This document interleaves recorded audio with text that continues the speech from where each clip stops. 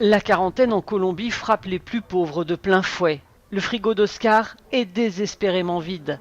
Il travaille au noir comme la moitié de ses compatriotes. Mais sans pouvoir sortir, il n'a aucun moyen de gagner de l'argent pour l'indispensable, se nourrir.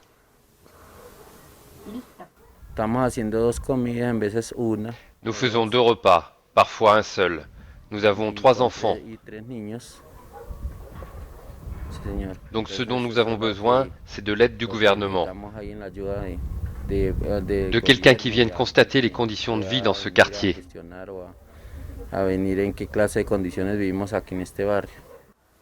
Le chiffon rouge qu'Oscar a accroché à sa porte est devenu le symbole de la faim, dans le 7e pays le plus inégalitaire du monde. Dans cette favela de Bogota, les drapeaux de la faim signifient 2 choses. Nous n'avons pas de nourriture et nous avons besoin d'aide. José vit dans cette maison construite à l'aide de bâches en plastique et en zinc. Il ne lui reste presque plus rien à manger.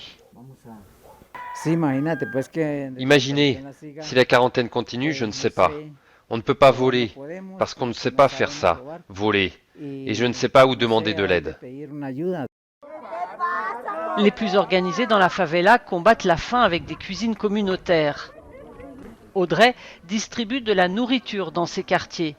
Les autorités ont livré plus de 2 millions d'aides alimentaires, mais les activistes regrettent qu'elles ne parviennent pas à tout le monde. Les autorités ont commencé à envoyer de l'aide un mois après le confinement. La preuve que nos institutions ne sont pas préparées à une situation d'urgence comme celle que nous vivons. La faim a provoqué des émeutes et des pillages dans des quartiers comme celui-ci.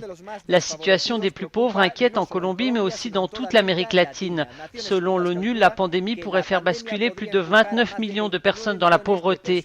L'économie de la région se contracterait de plus de 5% cette année.